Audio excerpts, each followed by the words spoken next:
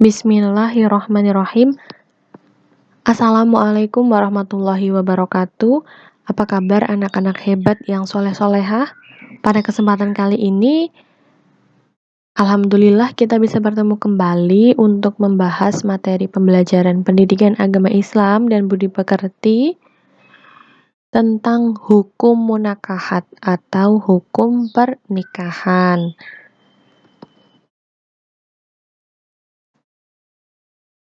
Pengertian pernikahan. Secara bahasa, arti nikah berarti mengumpulkan, menggabungkan, atau menjodohkan. Dalam Kamus Besar Bahasa Indonesia, nikah diartikan sebagai perjanjian antara laki-laki dan perempuan untuk bersuami istri dengan resmi atau disebut dengan pernikahan. Sedang menurut syariat, nikah berarti akad yang menghalalkan pergaulan antara laki-laki dan perempuan yang bukan mahramnya yang menimbulkan hak dan kewajiban masing-masing. Dasar hukumnya tentang pernikahan ada di Quran Surat An-Nur ayat 32. Dalam Undang-Undang Pernikahan Republik Indonesia Nomor 1 Tahun 1974, definisi atau pengertian perkawinan atau pernikahan adalah ikatan lahir batin antara seorang pria dan wanita sebagai suami istri dengan tujuan membentuk keluarga atau rumah tangga yang berbahagia dan kekal berdasarkan ketuhanan yang Maha Esa. Ya, jadi bisa kita lihat tadi dasar hukum di Quran Surat An-Nur, Allah memerintahkan untuk menikah ya, dan dalam undang-undang yang berlaku di negara kita pun ikatan yang dijalin itu berdasarkan dengan ketuhanan yang Maha Esa. Lalu para ulama mengelompokkan hukum nikah menjadi 5 macam. Ada sunnah, berarti dianjurkan, 2 ada wajib, diharuskan, 3 mubah, diperbolehkan, haram atau dilarang, dan makruh. Tujuan pernikahan, menciptakan rumah tangga yang penuh ketenangan dan ketentraman jiwa, serta membina kasih sayang. Lalu untuk melaksanakan perintah Allah dan mengikuti sunnah Rasulullah. Membentengi diri dari setan dan menolak bencana syahwat yang menjerumuskan. Menjaga kebahagiaan jiwa bersama pasangannya, menjaga atau menambah rizki yang berkah, untuk menjaga kehormatan dan harkat martabat manusia. Adapun rukun dan syarat nikah. Rukun adalah sesuatu yang harus dipenuhi dalam pelaksanaan nikah. Apabila salah satu rukun nikah tidak dapat dipenuhi, maka nikahnya menjadi tidak sah. Adapun rukun-rukun nikah yaitu sebagai berikut. 1. Calon suami dengan syarat beragama Islam, bukan mahram dari calon istrinya, atas kemauan sendiri, orangnya jelas, tidak sedang berhaji dan umroh, dan yang terakhir mengetahui bahwa calon istrinya halal untuk dinikahinya.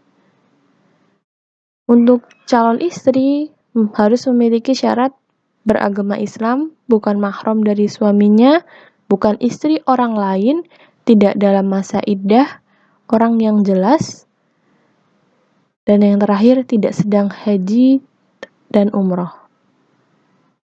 Wali nikah.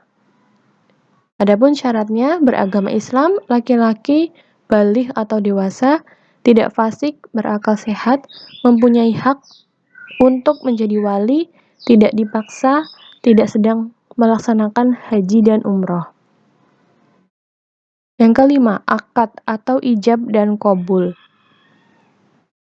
Ijab adalah lafal pernyataan dari pihak wali perempuan atau wakilnya yang isinya menikahkan mempelai laki-laki dengan anak perempuannya dengan kata-kata tertentu maupun rukun dan syarat yang telah ditentukan oleh syara.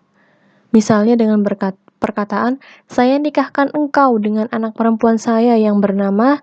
dengan mas kawin atau mahar ... Sedangkan qabul adalah suatu pernyataan penerimaan oleh mempelai laki-laki atas penyerahan wali pihak perempuan. Misalnya dengan ucapan, saya terima nikahnya Fulan atau titik-titik dengan mas kawin titik-titik. Adapun syarat-syarat ijab qabul adalah 1. Dengan kata-kata tertentu dan tegas, yaitu kata nikah, tazwij atau terjemahan yang maknanya adalah nikah. Kedua, diungkapkan oleh wali atau orang yang mewakili dan dijawab oleh mempelai laki-laki. Ketiga, lafal ijab qabul tidak boleh dengan kata-kata kinayah atau kiasan dan sindiran. Yang keempat, lafal ijab qabul tidak disangkutkan dengan syarat tertentu. Misal, aku nikahkan engkau dengan anak perempuanku yang bernama Siti dengan syarat engkau telah memiliki rumah sendiri. Nah, itu tidak boleh dengan syarat tertentu. Lafal ijab qabul tidak mengandung pembatasan waktu. Misalnya, aku nikahkan engkau dengan anak perempuanku yang bernama Siti selama 1 tahun. Itu juga tidak boleh. Yang terakhir, lafal ijab qabul harus terjadi dalam satu majelis. Maksudnya, lafal qabul harus segera diucapkan setelah lafal ijab. Satu majelis juga dimaknai dalam satu tempat atau satu waktu.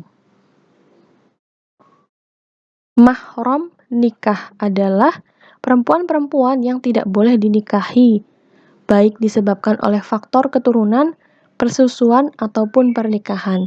Mahram nikah dijelaskan oleh Allah dalam Quran Surat An-Nisa ayat 22 dan ayat 23. Yang pertama, faktor keturunan, ada ibu dan neneknya atau ibunya, ibu dari ibunya, ibu dari ayah, dan seterusnya sampai ke atas. Yang kedua, anak dan cucu dan seterusnya ke bawah. Yang ketiga, saudara perempuan seibu, sebapak, atau seibu. Yang keempat, saudara perempuan dari bapak. Yang kelima, saudara perempuan dari ibu. Yang keenam, saudara perempuan dari saudara laki-laki dan seterusnya ke bawah. Dan yang ketujuh, anak perempuan dari saudara perempuan dan seterusnya ke bawah. Yang kedua, faktor persusuan, yaitu orang yang pertama adalah ibu yang menyusui, ya, tidak boleh dinikah. Yang kedua, saudara perempuan sepersusuan. Yang ketiga, faktor perkawinan. Ada ibu dari istri atau mertua, anak tiri bila sudah bercampur atau berkumpul dengan ibunya, istri dari anak atau menantu.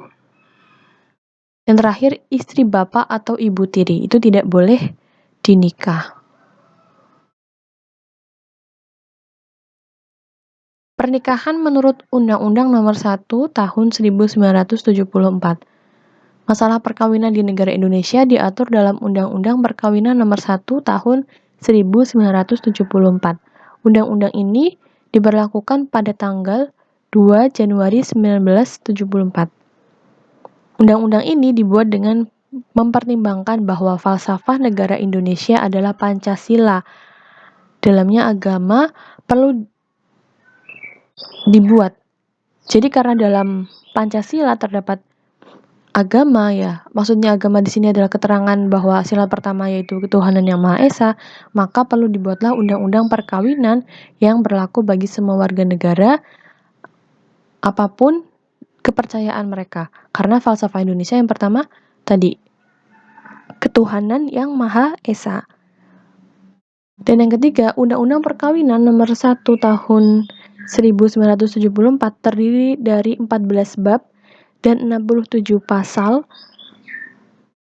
Peraturan ini terdiri dari kelancaran pelaksanaan Undang-Undang Perkawinan Nomor 1 Tahun 1974. Pemerintah telah memberikan dalam 10 bab dan 49 pasal. Adapun isi undang-undangnya secara garis besar, yang pertama tentang tujuan perkawinan. Tercantum dalam bab 1 pasal 1 Undang-Undang Perkawinan Nomor 1 Tahun 1974 yang berbunyi perkawinan ialah ikatan lahir batin antara seorang pria dengan seorang wanita sebagai suami istri dengan tujuan membentuk keluarga atau rumah tangga yang bahagia dan kekal berdasarkan ketuhanan yang Maha Esa. Yang kedua, kewajiban pencatatan perkawinan. Pada pasal 2 dijelaskan bahwa tiap-tiap perkawinan dicatat menurut peraturan perundang-undangan yang berlaku.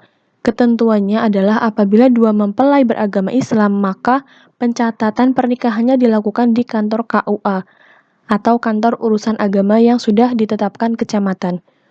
Untuk mempelai yang bukan beragama Islam, maka pencatatannya adalah di kantor catatan sipil yang ada di setiap kabupaten. Dan yang ketiga, tentang sahnya perkawinan. Menurut Undang-Undang Perkawinan Nomor 1 Tahun 1974, perkawinan dianggap sah apabila memenuhi kriteria pasal 2, yaitu dilakukan menurut hukum masing-masing agama dan kepercayaan kedua mempelai dan dicatat menurut peraturan perundang-undangan yang berlaku. Lalu memenuhi syarat yang terdapat dalam pasal 6, yaitu 1. Perkawinan harus didasarkan atas persetujuan kedua calon mempelai.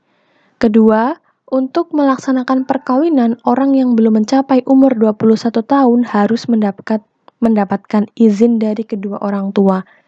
Yang ketiga, dalam hal salah seorang dari kedua orang tua telah meninggal dunia atau dalam keadaan tidak mampu menyatakan kehendak, maka izin maksud pasal 2 ayat 2 pasal ini cukup diperbolehkan dan orang tua yang masih hidup dari orang tua yang masih hidup atau dari orang tua yang mampu menyatakan kehendaknya. Jadi melalui wakil. Dan yang selanjutnya syaratnya adalah memenuhi ketentuan yang terdapat dalam pasal 7 ayat 1, yaitu perkawinan hanya diizinkan jika pihak pria sudah mencapai umur 19 tahun dan pihak wanita sudah mencapai umur 16 tahun. Terakhir ada hikmah pernikahan. Pernikahan sebagai salah satu sunnah Rasulullah SAW memiliki hikmah sebagai berikut. Merupakan salah satu bentuk ibadah kepada Allah dan mengikuti sunnah Rasul. Yang kedua, nikah dapat menjadikan jiwa menjadi tenang, terjalin rasa cinta dan kasih sayang, dan kehidupan akan menjadi terarah. Yang ketiga, nikah merupakan sarana untuk mendapatkan keturunan yang sah. Yang keempat, nikah dapat menghindarkan diri dari perbuatan maksiat karena fitrah seksual dapat tersalurkan ke jalan yang benar, halal, dan diridhoi Allah. Yang kelima, nikah dapat mengembangkan naluri kebapaan dan keibuan. Yang keenam, nikah akan mendorong seseorang, terutama laki-laki, untuk bersungguh-sungguh dalam bekerja, mencari rezeki untuk mencukupi nafkah keluarga. Dan yang ketujuh, pernikahan memperkuat tali persaudaraan antar keluarga. Mungkin demikian bagian 1 yang Ibu bahas tentang pernikahan. Terima kasih sudah menyimak pembahasan ini. Jika ada pertanyaan, silahkan disampaikan kepada Ibu. Mari kita akhiri dengan baca hamdalah. Alhamdulillahirrabbilalamin. Wassalamualaikum warahmatullahi wabarakatuh.